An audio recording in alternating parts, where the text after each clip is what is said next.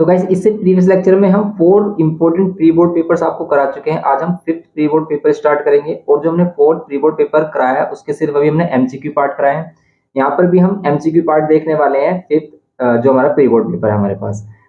तो हमारा जो प्री बोर्ड पेपर 4 है उसको भी हम कंप्लीट करेंगे। पहले हम इसके एमसीक्यूज देख लेते हैं क्योंकि बच्चों को कंफ्यूजन मोस्टली क्या होती है, एमसीक्यू क्वेश्चन में ही होती है, और इनको भी हम कंप्लीट करेंगे भी आपके लिए।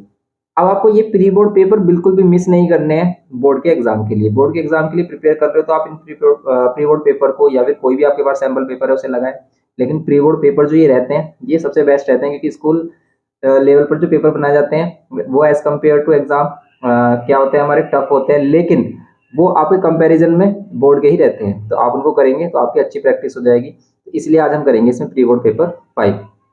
तो इस प्री बोर्ड पेपर 5 को देखते हैं। सबसे पहले इसमें जो एमसीक्यू पार्ट है इसका करते हैं। तो फर्स्ट क्वेश्चन में हमसे क्या कह रहा है, देखो फर्स्ट एमसीक्यू हमारे पास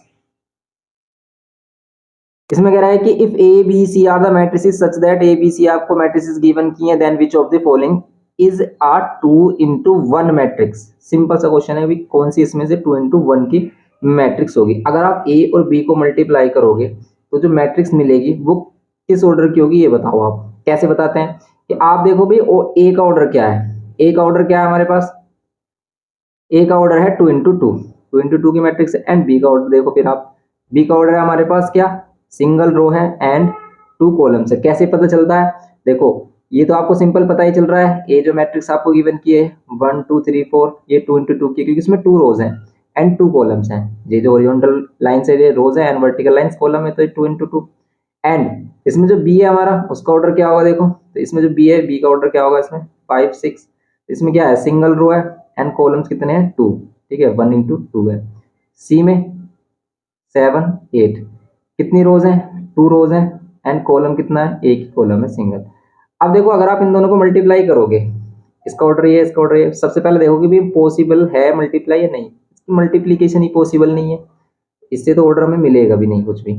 तो फिर हम बात करते हैं और बी और सी की। तो बी का ऑर्डर क्या है हमारा 1:2 एंड सी का ऑर्डर क्या है हमारे लिए 2:1। क्या मल्टीप्लीकेशन पॉसिबल है, यस मल्टीप्लीकेशन पॉसिबल है, लेकिन रिजल्टेंट जो मैट्रिक्स होगी इन दोनों को जो मल्टीप्लाई करोगे उसकी उसका जो ऑर्डर होगा होगा 1:1। अब देखेंगे हम इसमें सी, ये भी नहीं है हमारा करेक्ट आंसर। ए का ऑर्डर क्या है 2:2 एंड सी का ऑर्डर देखेंगे इसमें अब हम। तो सी का ऑर्डर क्या है हमारे पास 2:1। इसमें देखो ये पॉसिबल है क्योंकि यहाँ पर ये अंदर वाली वैल्यू इक्वल आ रही है, मीन्स फर्स्ट वाली का क्या कॉलम और सेकंड वाली का रो अगर इक्वल है तो ये मल्टीप्लीकेशन पॉसिबल होती है। और ये जो बाहर वाली वैल्यू होती है डिसाइड करती है रिजल्टेंट मैट्रिक्स का ऑर्डर। तो ए और सी को जब मल्टीप्लाई करोगे वो जो मैट्रिक्स मिलेगी वो मिलेगी 2:1 ऑर्डर की। और हमें यही मैट्रिक्स इसमें फाइंड करनी थी कि भाई 2:1 ऑर्डर की मैट्रिक्स क्या मिलेगी। तो इसका ऑप्शन है सी। समझ गए आप, तो सिंपल, आपको डी चेक भी नहीं करना है, तो सी इसमें आपको टिक कर देना है।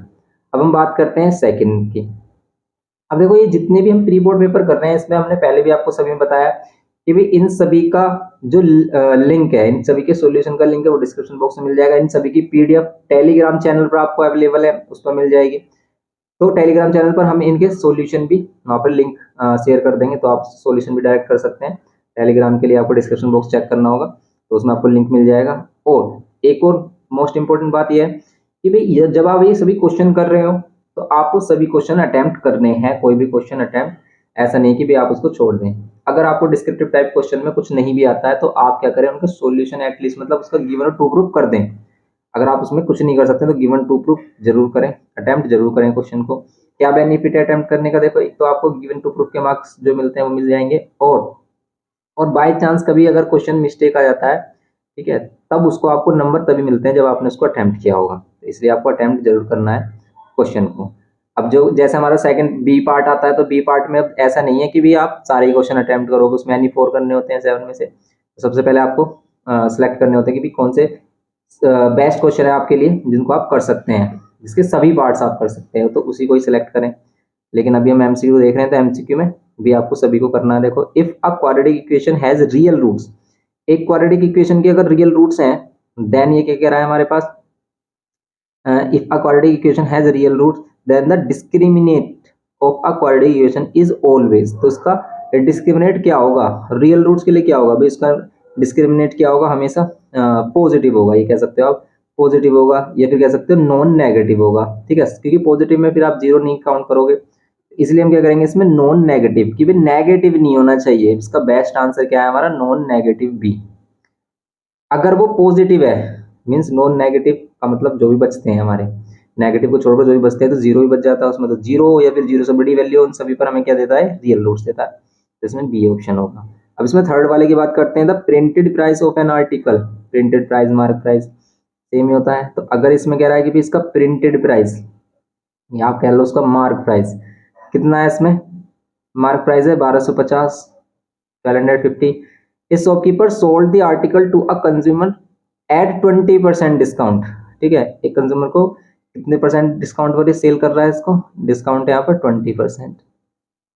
फिर क्या कह रहा है, if the rate of GST, और इसमें जीएसटी का रेट अगर कितना है, जीएसटी रेट है कितना 5%। देन ये क्या कह रहा है कि then the SGST to be paid by the consumer is, SGST बताना है इसमें क्या होगा, एसजीएसटी। ठीक है, एसजीएसटी कितना पे करेगा। तो भाई इसमें हमें पैसे में बताना है। वैसे आपको पता है कि भाई अगर जीएसटी है तो जीएसटी में क्या होता है, हाफ हाफ होगा इसका, टू क्या कह सकते हो आप, इसका 2.5% एसजीएसटी होगा। लेकिन वो निकालेंगे किस पर, सेलिंग प्राइस पे। तो सबसे पहले हमें इसका सेलिंग प्राइस फाइंड करना होगा। सेलिंग प्राइस कैसे फाइंड करेंगे, जब हम मार्क प्राइस में से उसका डिस्काउंट माइनस कर देंगे। तो सबसे पहले हम इसका डिस्काउंट फाइंड कर लेते हैं। भाई डिस्काउंट कितना आ रहा है, 1250 का 20% निकालो, ये कैंसिल हो गया हमारा। 125 टू जा कितने होंगे, 250 होगा। ओके, तो यहाँ पर 250 क्या है, इसका डिस्काउंट है। और ये 1250 या फिर कह सकते हैं 1250 क्या है, इसमें मार्क प्राइस है। तो उसका सेलिंग प्राइस क्या होगा, देखो सेलिंग प्राइस क्या होगा कि आप मार्क प्राइस में से क्या माइनस करोगे, डिस्काउंट, क्योंकि वो डिस्काउंट दे रहा है अभी शॉपकीपर, तो mark price minus discount. Selling price आ गया कितना हमारा 1000। अब 1000 का 5% बताओ कितना होगा। तो 1000 का 5% 50 हो रहा है, क्योंकि अगर हम इसका जीएसटी निकालेंगे तो 1000 का 5%, अगर आप ओनली 5% निकाल रहे हो तो डिवाइड बाय 100, ये होगा 50 रुपीज। और 50 का हाफ कितना होगा, 25। तो 25 वो क्या दे रहा होगा, एसजीएसटी दे रहा होगा। सिंपल है, क्योंकि जीएसटी, एसजीएसटी और सीजीएसटी में कब डिवाइड होता है, कौन से ट्रांजेक्शन में डिवाइड होता है, जब हमारा क्या होता है, इंट्रा स्टेट ट्रांजेक्शन होता है। तो ये हमारा एसजीएसटी और सीजीएसटी, एसजीएसटी एंड सीजीएसटी में डिवाइड हो जाता है जीएसटी। और ये आईजीएसटी कब रहता है, जब इंटर स्टेट होता है, कि भी एक स्टेट से अदर स्टेट में। इंटर स्टेट का मतलब है कि with in the same state. तो ये ही टर्म्स इसमें हमें समझने होते हैं। तो 25 इसका आंसर है, करेक्ट आंसर है इसका ए। ओके, ए इसका क्या हो गया हमारा करेक्ट आंसर हो गया, सिंपल। अब हम देखेंगे इसमें फोर्थ पार्ट इसका। फोर्थ पार्ट में कह रहा है कि if 6 is a root of the equation, 6 क्या है इसका रूट है इक्वेशन का, x square minus a x plus 3, और फिर यहाँ पर इक्वल्स टू में 0। इसमें क्या है, 6 इसका रूट है, देन द अदर रूट। तो इसका अदर रूट क्या होगा, क्योंकि देखो आपको पता है क्वाड्रिकेशन के 2 रूट्स होते हैं। एक रूट इसने गिवन कर दिया, अदर रूट आपसे बोल रहा है फाइंड करने के लिए। तो अगर हम कहते हैं कि भी एक रूट का मतलब ये 6 की वैल्यू तो है हमारे पास, आप क्या करोगे, पहले 6 पुट करोगे एक्स के प्लेस पर, देन फाइंड करेंगे वैल्यू ऑफ ए,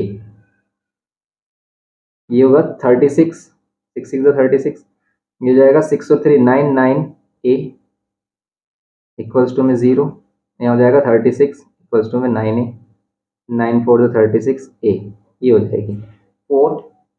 क्या हो गया यहाँ पर, ए की वैल्यू हो गई 4, ये हो गया हमारे पास सिंपल।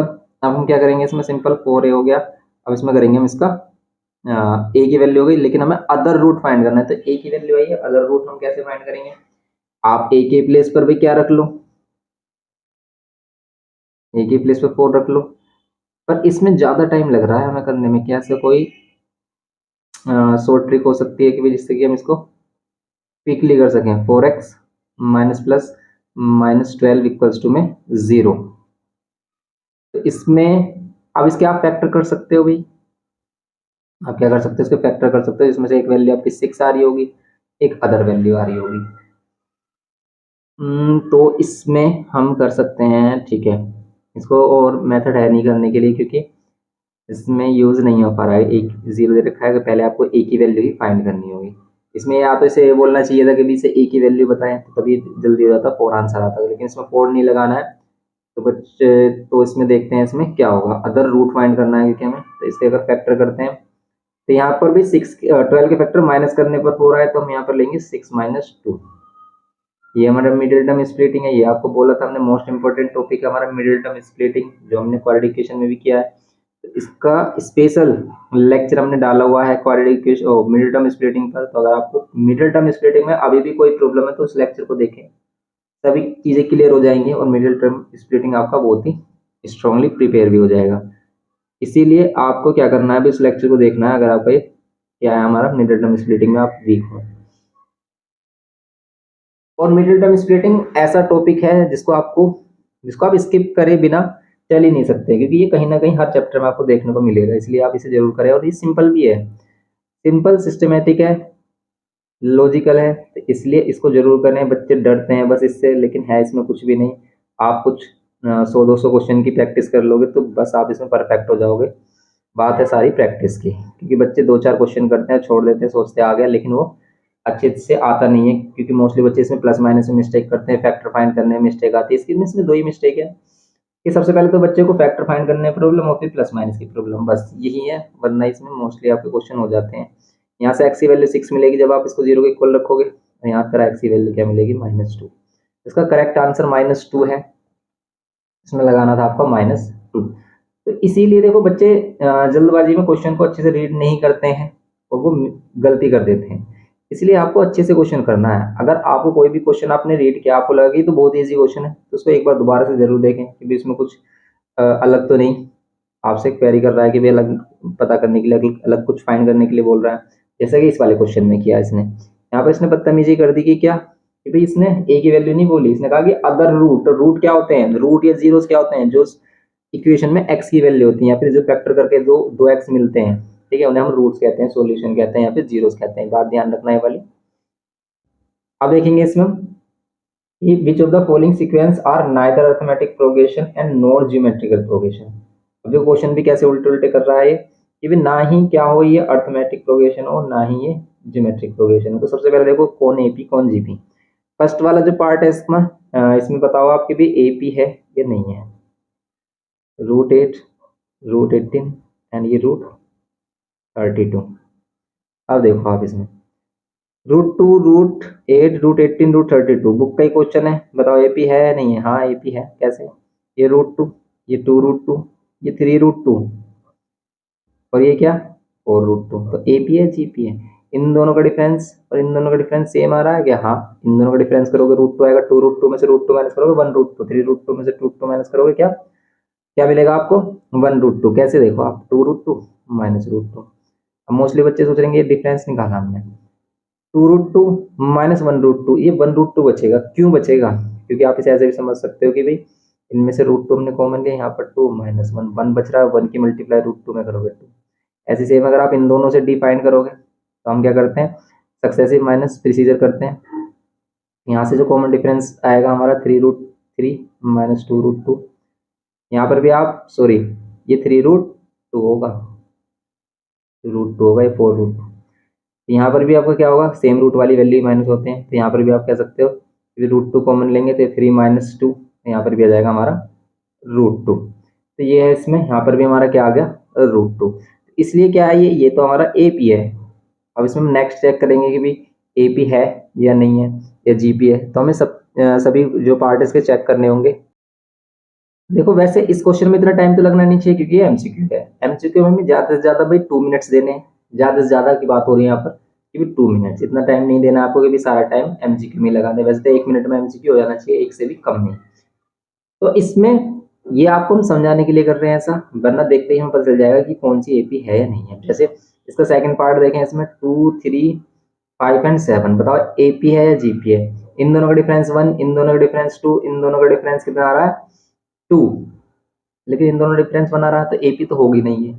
जीपी होगी या नहीं, कि भाई इन दोनों को डिवाइड करोगे तो 3/2 आ रहा है, इन दोनों को डिवाइड करो 3/2, तो यही आंसर है इसका।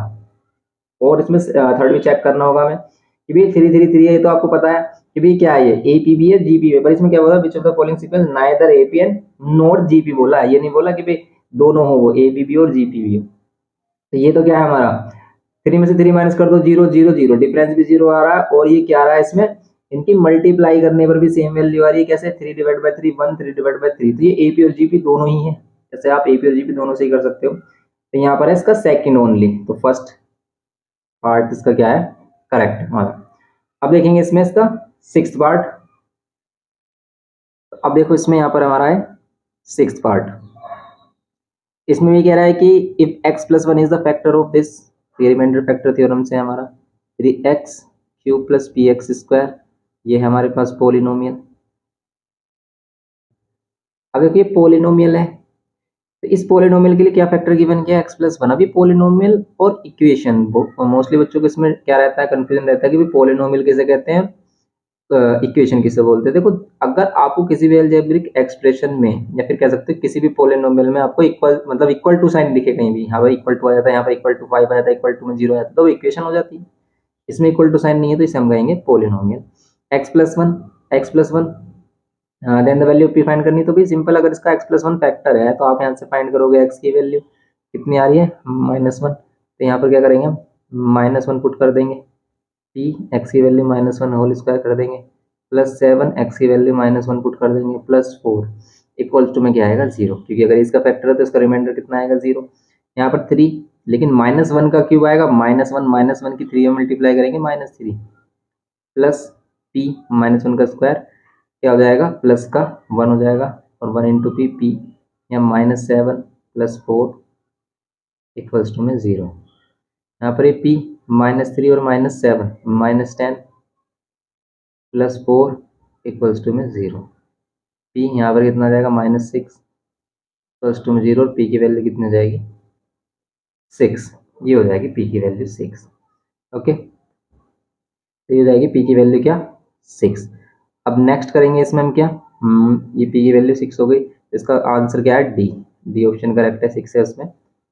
नेक्स्ट देखते हैं इसमें इसका सेवंथ पार्ट हमारा देखो सिमिलैरिटी से देखते ही पता चल रहा है कि in the following figure AD 3 centimetre, DC 2 centimetre, BC 12 centimetre, then the value AE ratio AC बताना है आपको। अब देखो इसका ट्रायंगल अगर हम देखें कुछ इस टाइप से है, ये है हमारे पास, और ये यहाँ पर 90 और इधर ये यहाँ पर 90 है। अब वैल्यूज क्या गिवन किया है? AD गिवन किया है कितना? 3, ये AD है हमारा 3, DC हमारा 2, ये CD है DC 2, और ये 12, ये 12 हो गया। And then the AE ratio क्या बताना है आपको? AC बताना। सबसे पहले बताओ कि इन दोनों ट्रायंगल में सिमिलर को किस किस को बोलेंगे, किस ट्रायंगल को किसके सिमिलर बोलेंगे। तो देखो अगर आप ये छोटा वाला ट्रायंगल देख रहे हो तो ये एक एंगल इस छोटे वाले ट्रायंगल में भी और इस बड़े वाले में भी कॉमन है। अब यहाँ पर E पर 90 और यहाँ पर C पर 90, तो बस एनी टू एंगल अगर इक्वल हो जाते हैं तो ट्रायंगल क्या हो जाते हैं? सिमिलर हो जाते हैं। तो अगर हम देखें अभी ट्रायंगल, अब इसका सॉल्यूशन तो हमें बताना नहीं है, तो बस इसका ऑर्डर मैटर करता है यहाँ पर, कि अगर आप ट्रायंगल AE, इसको AED लिख रहे हो तो ये किसके इक्वल होगा? यहाँ पर बड़े वाले ट्रायंगल में A, और इसका E किसके इक्वल है? C के, तो ACB होगा। तो जो बच्चे इस ऑर्डर को समझ गया ना, तो मोस्टली इसके क्वेश्चन सभी कर लेगा। बस यही कॉन्सेप्ट है इसका। अब इसमें देखो AE और AC, क्योंकि ऐसा रखने से आपको क्या मिल जाता है? कॉरस्पॉन्डिंग साइड इजीली फाइंड हो जाती है। AE और EC का रेशियो ED और CB के रेशियो के इक्वल होगा, ED और CB के रेशियो के इक्वल होगा, और ये AD और AB के, ये AD और AB के रेशियो के इक्वल होगा। ये है AE और AC का रेशियो हमें चाहिए, ये वाला रेशियो चाहिए हमें। और देखो इसमें से कौन सा रेशियो गिवन किया? ED गिवन किया है क्या? ED नहीं है। CB है? यस CB है। AD है? यस AD है। फिर इसमें क्या दे रखा है? AB दे रखा है। अब ये क्या मैटर है भाई? या तो भाई इन दोनों साइड देते हैं। यहाँ पर CB दे रखा है, देखो यहाँ पर CB दे रखा है 12, यहाँ पर AD या DE नहीं दे रखा है इसने, यहाँ AD दे रखा है 3, यहाँ इसने AB नहीं दे रखा। तो आप AB या DE में से कोई भी एक वैल्यू निकाल लो। अब देखो इस वाले ट्रायंगल को देखोगे अगर आप, तो इसमें सिर्फ ये 3 गिवन है और इन दोनों में से कोई साइड गिवन नहीं है, तो इसमें से आप ये साइड नहीं फाइंड कर सकते। बड़े वाले राइट एंगल ट्रायंगल पर आ जाओ, ये AC, ये CB, ACB हमारे पास 5 होगा क्योंकि ये 3 सेंटीमीटर, ये 2 सेंटीमीटर, तो ये 5 सेंटीमीटर टोटल, और ये 12, और ट्रिपलेट के अकॉर्डिंग ये 13 आ रही होगी।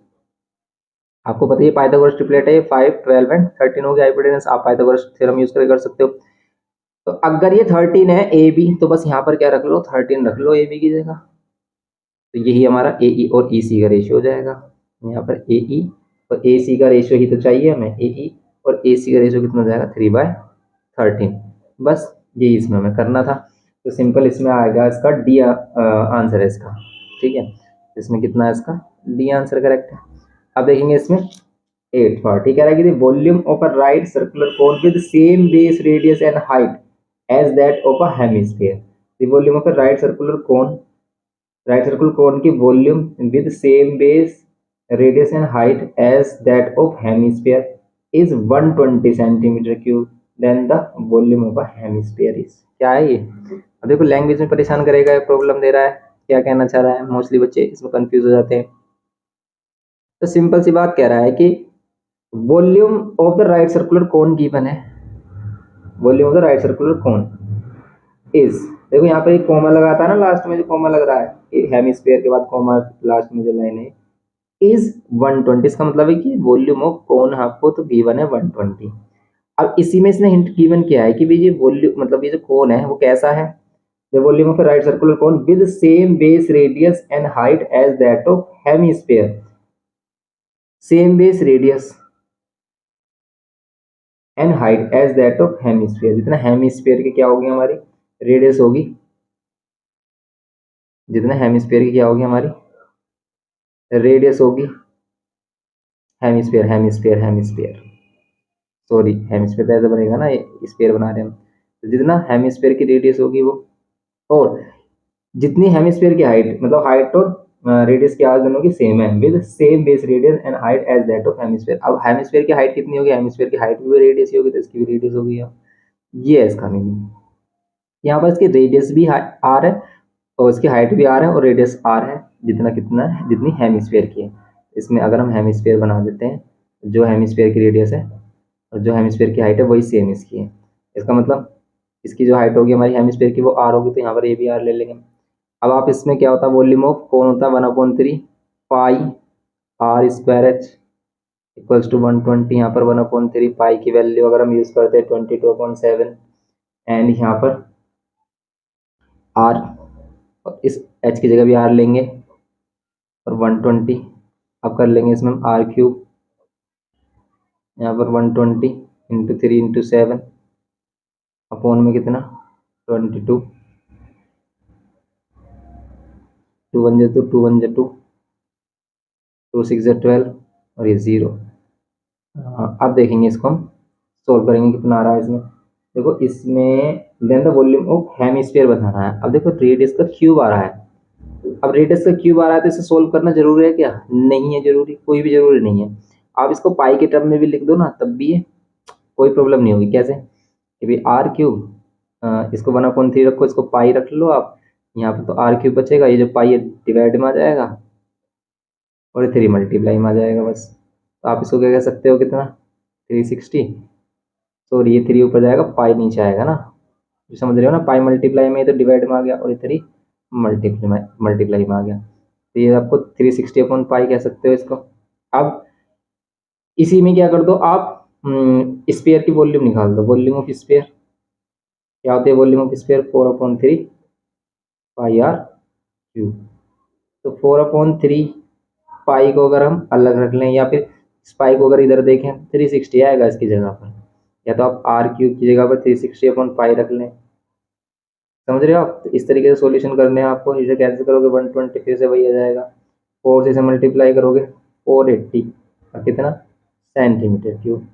तो भाई इसका आंसर कितना होना चाहिए 480। ऐसा तो कहीं भी नहीं है इसमें, तो नन ऑफ दीज भी तो ऑप्शन दिया है, तो नन ऑफ दीज इसका डी आंसर होगा। और इस तरीके से अगर कोई भी क्वेश्चन है तो उसको एक बार रीचेक जरूर कर लें कि भाई कोई मिस्टेक तो नहीं की हमने, क्योंकि इसमें नन ऑफ दीज भी है लेकिन इसमें 360 भी इस टाइप का ऑप्शन भी है। तो बस इसमें जो इसने बोला हम उसी के अकॉर्डिंग चले हैं कि volume of the right circular cone with same base radius and height as that of hemisphere, जैसे कि हेमिस्फीयर की है इज 120 है, बस तो सही है 1/3 पाई आर स्क्वायर एच है। यहाँ पर 3 कर दो, यहाँ पर पाई की वैल्यू डिवाइड में रख लो, ठीक है आर क्यूब और 1 ये कितना आएगा 360/पाई, बस खत्म करो, डी ऑप्शन है इसका। अब देखेंगे इसमें हम क्या 9th पार्ट। 9th पार्ट में क्या कह रहा है ये, इसमें कह रहा है कि fair dice is thrown once, एक फेयर डाइस इसको एक ही बार ही थ्रो किया गया है the probability of getting an elementary event E is, the probability of getting an elementary event. तो एलिमेंट्री इवेंट का मतलब क्या होगा कि भाई कोई भी एलिमेंट्री इवेंट है कि भाई हर एक इवेंट जो होगा उसमें, ठीक है, जिन इवेंट्स का सम हमारा कितना होता है, 1 होता है, तो उसका प्रोबेबिलिटी कितनी आएगी, उसकी प्रोबेबिलिटी आएगी 1/6। कैसे, कि भी पेयर डाइस है तो 1 2 3 4 5 6 में से कुछ भी आ सकता है। अब एलिमेंट्री इवेंट मतलब हर एक एलिमेंट की अगर इंडिविजुअल प्रोबेबिलिटी निकाली जाए तो कितनी होगी, तो 1/6 होगी, क्योंकि इन सभी की 1/6 होगी, इन सभी को ऐड करोगे तो 1 आएगा। और एलिमेंट्री इवेंट्स का सम कितना होता है, ऑलवेज 1 होता है। इसमें होगा इसका बी आंसर, करेक्ट है, बिल्कुल सिंपल है। जिस बच्चों को एलिमेंट्री का मीनिंग नहीं पता होगा वो उसमें प्रॉब्लम करेगा, कंफ्यूज होगा, उसमें सोचेगा भाई एलिमेंट्री इवेंट क्या कह रहा है, ये कुछ भी नहीं बोल रहा है, even number, odd number, prime number. तो एलिमेंट्री इवेंट्स का मतलब है हर एक एलिमेंट्स की, जो भी हमारा क्या है सैंपल स्पेस है, उसमें हर एक इंडिविजुअल एलिमेंट की प्रोबेबिलिटी क्या है। जैसे एक कॉइन टॉस किया, हेड एंड टेल, इस सैंपल स्पेस में हर एक एलिमेंट जो भी है इसका, उसकी अगर प्रोबेबिलिटी निकाली जाए तो यहाँ पर एलिमेंट्री इवेंट्स की प्रोबेबिलिटी होगी 1/2। 1 कितने में से 2 में से, इसमें इसकी भी 1/2 होगी, आप इन्हें ऐड करोगे 1 आएगा। ऐसे आप 1/6 को 6 टाइम ऐड करोगे तो 1 आएगा। ये होता है एलिमेंट्री इवेंट का मतलब, समझे ना। तो जैसे अगर वो 52 कार्ड्स वाला सिस्टम आ जाए और उसमें आपको बोले कि भाई एलिमेंट्री इवेंट बताओ, तो उसमें 1/52 होगा। ओके, तो हर एक इंडिविजुअल एलिमेंट की प्रोबेबिलिटी क्या होगी, वही होता है एलिमेंट्री इवेंट प्रोबेबिलिटी। अब देखेंगे इसमें इसका 10th पार्ट। तो 10th पार्ट में क्या कह रहा है, the 3 sides of an obtuse angle triangle are always equidistant from a fixed point, the point is circumcentre of the triangle, incentre of the triangle, centroid of the triangle, orthocentre. ये आपको difference बताया था अभी previous question paper में हमने शायद, या फिर उससे पहले वाले में। तो कह रहा है कि the 3 sides of a obtuse angle triangle are always equidistance, ठीक है। ऑब्ट्यूज एंगल ट्रायंगल किसे कहते हैं, भी ऑब्ट्यूज कहते हैं कि जिसमें एक एंगल क्या हो 90 से क्या हो ग्रेटर हो, 90 और 120 के बिटवीन हो। तो ये ऑब्ट्यूज एंगल ट्रायंगल है, और इसमें कह रहा है कि दी 3 sides of a obtuse angle triangle is always equidistant from a fixed point. 3 sides की बात कर रहा है, ये 3 वर्टिसेस कह रहा है, 3 साइड्स ऑफ ऑब्ट्यूज मतलब एक ऐसा पॉइंट जिससे साइड्स का डिस्टेंस क्या हो, सेम हो। तो साइड का डिस्टेंस किस में सेम आता है, ये बताओ आप, किसमें, ऑर्थो सेंटर में या फिर सरकम सेंटर में, इन सेंटर में, किस में होगा। तो देखो इसमें ये है भाई ऑप्शन की भी, अगर आपके पास कोई ट्रायंगल है, ओके, और आपको इसमें इन सेंटर बनाना है, इन सेंटर बनाने के लिए आपको क्या करना पड़ेगा, इसके एंगल का बाइसेक्टर करना पड़ेगा, इसके एंगल का बाइसेक्टर, एनी 2 एंगल का कर दो या फिर तीनों का भी करोगे तो एक कॉमन पॉइंट में मीट करेगा। तो अब ये जो मिलेगा आपको, ठीक है, ये जो मिलेगा ये तीनों ही डिस्टेंस से क्या होगा, इक्वल, तो ये होगा हमारा, अभी ये जो फिक्स पॉइंट है तीनों ही साइड से इक्वल डिस्टेंस पर होगा, तीनों ही साइड से क्या होगा, इक्वल डिस्टेंस पर ये होता है। तो ये होगा हमारा क्या, इन सेंटर। इसका आंसर इन सेंटर होना चाहिए, क्योंकि अगर हमें क्या बनाना है कि भी इसी ट्रायंगल में या फिर किसी भी ट्रायंगल में क्या बनाना है, सरकम सेंटर बनाना है, सरकम सर्कल बनाना है। तो सरकम सेंटर बनाने के लिए हम क्या करते हैं, इनकी साइड्स का क्या करते हैं, परपेंडिकुलर बाइसेक्टर करते हैं। ऐसा हमने परपेंडिकुलर बाइसेक्टर किया है यहाँ पर, ऐसे यहाँ पर कर दिया हमने, ठीक है, यहाँ पर कर दिया। तो ये जो पॉइंट आएगा ये सरकम सेंटर है, इस सेंटर से आप क्या कह सकते हो, ये वर्टिसिस इक्वल डिस्टेंस पर होंगे और इससे एक आप सर्कल ड्रॉ कर सकते हो। तो इसका मतलब इसका ऑप्शन क्या है, इन सेंटर है, क्योंकि यहाँ पर जो सेंटर आया है इसका इन साइड से डिस्टेंस सेम नहीं है, इन वर्टिसिस से, अगर वो वर्टिसिस से डिस्टेंस सेम बताता तब इसमें ऑप्शन होता हमारा क्या, सरकम सेंटर। लेकिन ये कह रहा है कि साइड से, उस फिक्स पॉइंट का साइड से डिस्टेंस सेम है और ये परपेंडिकुलर डिस्टेंस क्या दिखा रहा है, इसकी रेडियस दिखा रहा है और रेडियस सेम होती है, तो ये होगा इसका आंसर इन सेंटर बी। देखो कितना अच्छा क्वेश्चन बनाया है इसने, बी ऑप्शन है। तो बस ये आपको समझना ही है कि भाई कैसे वो आपको कंफ्यूज कर सकता है। ऐसा ही क्वेश्चन हमने प्रीवियस लेक्चर में भी किया था, तो उनको भी आप देख सकते हैं। इसलिए ये क्वेश्चन पेपर मोस्ट इंपॉर्टेंट है, आप इनको करें। आप अगर अदर देन बुक कुछ और भी मटेरियल नहीं करते हैं, तो अगर ये सैम्पल पेपर, ये प्री बोर्ड पेपर हम आपको करा रहे हैं, ये कर लेते हैं, पीवाई की क्वेश्चन कर लेते हैं ना, ये इनफ होंगे आपके लिए 90%, मतलब अबव 90 स्कोर करने के लिए। तो आप इसको स्कोर चेक करना, इसको एक्सपीरियंस को कि भाई ये चीज़ें इफेक्टिव है या नहीं है। आपने प्री बोर्ड में भी देखा होगा, मोस्टली बच्चों के प्री बोर्ड हो चुके हैं और होने वाले भी हैं। आप उनमें एक्सपीरियंस कर सकते हो कि ये जो भी क्वेश्चन है ये काफ़ी इफेक्टिव हो, ये आपको काफ़ी यूजफुल है आपके लिए। तो इसीलिए इनको बिल्कुल भी स्किप मत करना है। ये 4-5 पेपर जो भी हम आपको कराएंगे इस बार के या फिर प्रीवियस ईयर के भी कर सकते हो, लेकिन प्रीवियस ईयर में बस ये हो जाएगा कि भी जो आपके, वैसे प्रीवियस ईयर में सभी आपका जो इस बार सिलेबस में है वो सभी प्रीवियस ईयर में आ रहा था, तो इसलिए आप उनको भी कर सकते हैं। लेकिन इस बार कुछ एडवांस भी आ रहा है तो आप उनको भी कर लें इन सैम्पल पेपर की हेल्प से। तो हम देखेंगे इसमें इसका 12th पार्ट 11th पार्ट, अभी तो 10th किया है हमने, 9th किया है, ये है 10th पार्ट, सॉरी ये 10th पार्ट है। अब करेंगे इसका हम 11th। तो यहाँ पर देखो हम इसका 11th पार्ट करेंगे। अब 11th पार्ट में कह रहा है कि if a and b are distinct non zero real number then the line a x plus b y is equal to zero pass is through. तो line a x plus b y is equal to zero कहाँ से पास होगी? क्या ये A B से होगी, B ए से होगी, या फिर होगी 0 0 से, या नन ऑफ दीज? अब देखो अगर बच्चे ने ये किया है, ये 9th में भी ये कॉन्सेप्ट हमारा, ये लाइन के बारे में बोल रहा है कि ये लाइन कहाँ से पास होगी? ये लाइन होगी ओरिजिन से पास। क्यों होगी ओरिजिन से? इसमें सी नहीं है। जिस भी लाइन में जो अपनी स्टैंडर्ड फॉर्म में a x plus b y plus c means इसमें कॉन्स्टेंट वैल्यू भी है, ठीक है, कोई भी इक्वेशन है जैसे हम लेट कर लेते हैं ये है। अब ये जो लाइन है आप इसको ग्राफ पर ड्रॉ करोगे ना, ये एक्स या वाई पर इंटरसेप्ट करेगी, लेकिन एक्स और वाई पर इंटरसेप्ट करेगी तो ओरिजिन से पास नहीं होगी। लेकिन अगर मैं इसमें से ये 6 हटा दूं, सिर्फ 2x प्लस 3y कर दूं ना, तो ये ओरिजिन से पास होगी। क्यों? क्योंकि आप 0 0 पुट करके देख लो, इस पर 0 0 से सेटिस्फाई कर रहा है। यहाँ 0 रखोगे 0 0 0 इक्वल्स टू 0, ऐसे आप इसमें 0 रखो 0 रखो सेटिस्फाई कर रहा। आप और कोई भी वैल्यू रख लो, कोई भी पॉइंट रख लो कि अगर ये ए बी से पास होती तो आप एक्स के प्लेस पर ए रखो, वाई के प्लेस पर बी रखो, आप इसे सोल्व करके देखो, इधर जो आ रहा है वो सेम इधर आना चाहिए, मीन्स यहाँ पर 0 बनना चाहिए, नहीं बन रहा। तो अगर ये इस फॉर्म में हमारे एक्स प्लस बी वाई, इसमें सी वाली वैल्यू है नहीं, तो ये क्या हमारी 0 0 से ही पास कर रही है, क्योंकि इसे 0 0 सेटिस्फाई कर रहा है। 0 पुट करके देख लो आप, ये 0 हो जाएगा क्योंकि 0 इंटू है 0, तो यहाँ पर बी इंटू 0 0 इक्वल्स टू 0।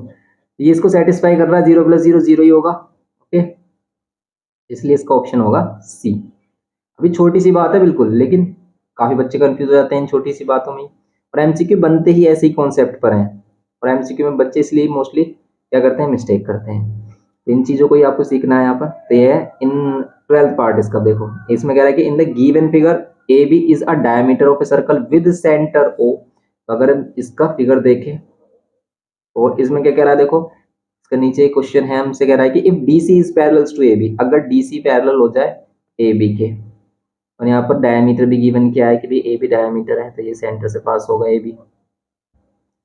और इसमें क्या है parallel, D C parallels to क्या है हमारी, ए बी है, D C parallels to A B है हमारी, ये पैरेलल है A B, D C parallels to A B. And यहाँ पे क्या कह रहा है, angle B C D, angle B C D, B C D, ये जो एंगल है बी सी डी,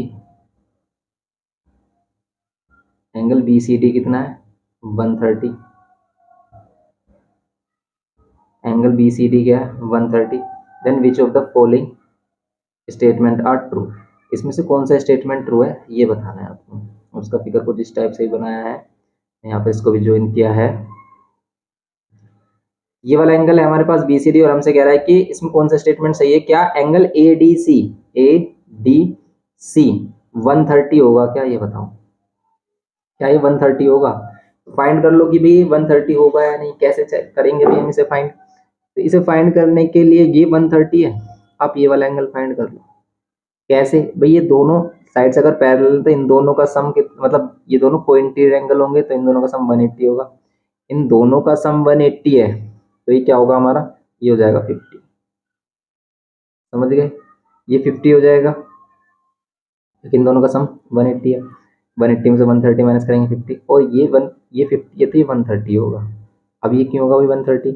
क्योंकि साइक्लिक क्वाड्रेटर और साइक्लिक क्वाड्रेटर का अपोजिट एंगल्स का सम 180 होता है, तो ये 50 है, तो 180 माइनस 50 130 होगा। बस, तो ये 130 होगा, करेक्ट है। फिर सेकंड पे आ जाओ, D A B, D A B, ये एंगल 50 का होगा क्या? बताओ कि ये एंगल 50 का हो सकता है क्या, ये बताना है आपको।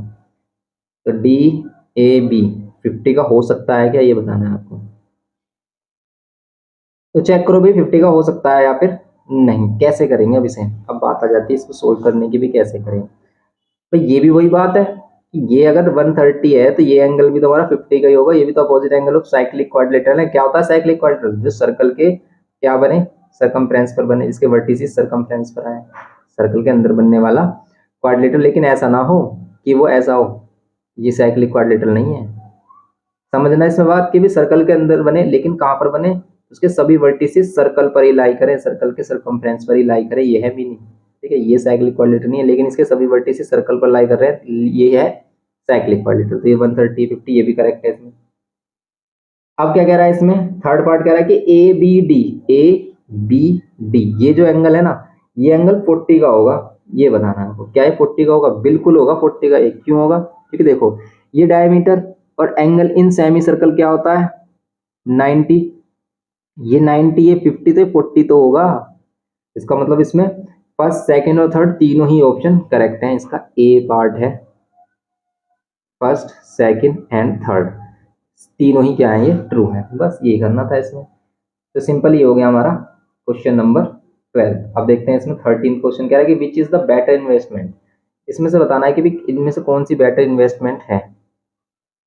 अब ये आ गया शेयर डिविडेंड, कह रहा है कि 6% 100 रुपीज शेयर, मतलब वही nominal value, share at par, और शेयर किस पे चल रहा है, एट पार पे चल रहा है, मतलब वो सेम वैल्यू पर चल रहा है, उसकी मार्केट वैल्यू भी वही चल रही है। इसमें 6% डिविडेंड, ये परसेंटेज क्या है, ये डिविडेंड है, समझ रहे। ये 10% डिविडेंड है, ये 100 रुपीज का शेयर है, और इसमें क्या मिल रहा है हमें, ये 100 रुपीज पर ही मिल रहा है। फिर यहाँ पर ये 4%, अब ये 4% और ये क्या है हमारा 100 रुपीज शेयर, कितने में मिल रहा है डिस्काउंट, 50 रुपीज में। तो बताओ कौन सी बेटर इन्वेस्टमेंट, भाई बेटर इन्वेस्टमेंट वो जिसमें हमें क्या मिल रहा है, ज़्यादा डिविडेंड मिलेगा इसके अकॉर्डिंग। तो भाई इसके अकॉर्डिंग अगर हमें प्रॉफिट निकालना है, देखो तो प्रॉफिट के लिए तो भाई हमारे पास क्या होना चाहिए, मार्केट वैल्यू होनी चाहिए इसकी। हाँ तो मार्केट वैल्यू है भी हमारे पास, लेकिन इसमें नंबर ऑफ शेयर अगर हम सेम ही रखते हैं तो इसमें इन्वेस्टमेंट कौन सी बेस्ट होगी ये देखना है। तो देखो अगर इसमें हमें प्रॉफिट देखना है, इसमें भी प्रॉफिट कितना मिल रहा है, तो भाई यहाँ पर भी 100 रुपीज़ का शेयर है, 100 रुपीज़ में मिल रहा है। यहाँ पर 100 रुपीज़ का शेयर 100 रुपीज़ प्रीमियम में मिल रहा है, इसका मतलब 100 रुपीज़ ज़्यादा पर मिल रहा है, इसका मतलब इसकी मार्केट वैल्यू 200 है। अब अगर हम इसमें प्रॉफिट देखें भी किस में हमें प्रॉफिट होगा, किस इन्वेस्टमेंट में प्रॉफिट होगा, तो कैसे निकालेंगे, क्या आपको पता है डिविडेंड इनटू में नॉमिनल वैल्यू, डिविडेंड परसेंट में nominal value and profit percent into में मार्केट वैल्यू। ये वाला जो फॉर्मूला है सबसे बेस्ट है इसको सोल्व करने के लिए। डिविडेंड परसेंट 6% और नॉमिनल वैल्यू कितनी है इसकी 100 रुपीज़। यहाँ पर प्रॉफिट फाइंड करना है अगर हमें इसका, तो यहाँ पर इसकी मार्केट वैल्यू कितनी हो जाएगी, मार्केट वैल्यू 100 हो जाएगी, 100 से 100 कैंसिल, यहाँ में होगा 6% का प्रॉफिट फर्स्ट वाली इन्वेस्टमेंट में। नेक्स्ट वाली देखें अगर हम इसमें कि नेक्स्ट वाली इन्वेस्टमेंट में कितना प्रॉफिट होगा, तो इसका डिविडेंड इनटू में क्या nominal value 100 equals to profit percent, और इनटू में क्या होगा 200। कैंसिल कर लो इसको, यहाँ पे 200 को नीचे लेके आ जाओ, कैंसिल करोगे 20 से 20, ये 5 यहाँ पर हो रहा है 5% का प्रॉफिट, समझ गए। ये थर्ड वाला आ जाता है हमारा, थर्ड वाले में क्या है 4 इंटू 100 नॉमिनल वैल्यू, मतलब ये 4%। अब देखो डिवाइड में 100 क्यों नहीं ले रहे, क्योंकि इधर भी 100 इधर भी 100, 100 से 100 कैंसिल हो जाएगा, क्योंकि प्रॉफिट परसेंट के नीचे भी 100 आएगा, यहाँ पर डिविडेंड परसेंट उसके नीचे भी 100 आएगा, तो इसलिए हम इसमें 100 नहीं ले रहे हैं। यहाँ पर प्रॉफिट परसेंट जो होगा इनटू में इसकी मार्केट वैल्यू, तो मार्केट वैल्यू जितना कम है हमारी उतना ही बेस्ट है हमारे लिए।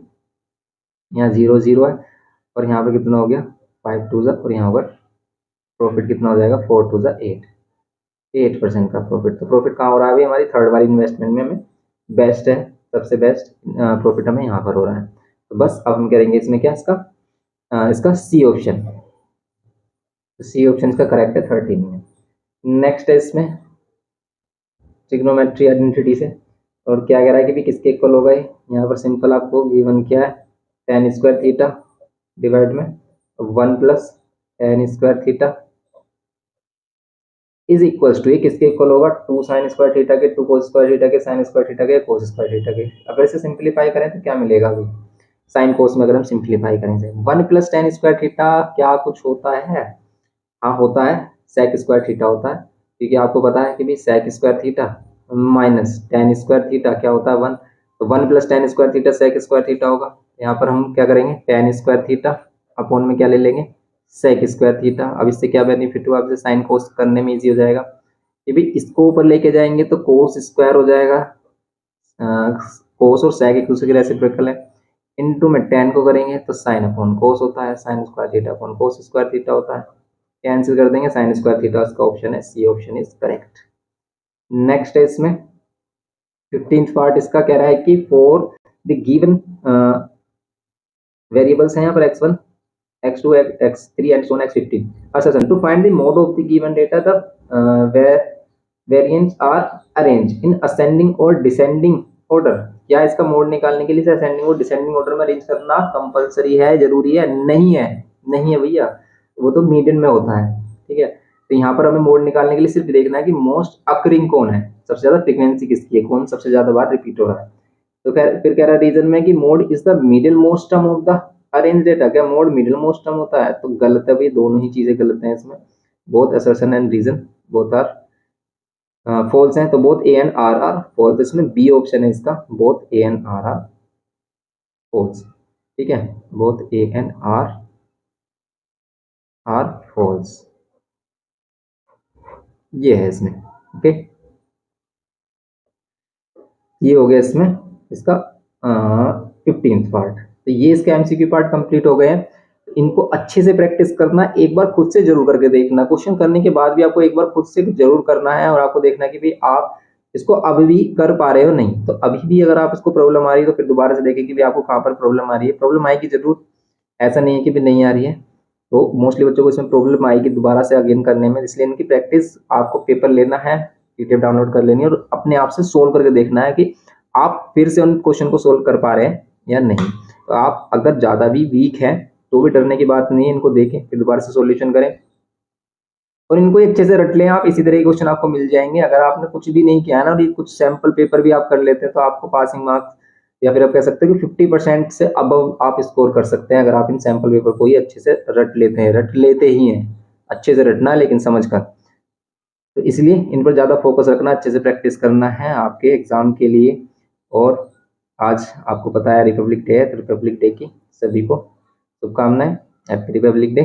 और अच्छे से पढ़ाई करनी है आपको। तो मिलते हैं नेक्स्ट लेक्चर में।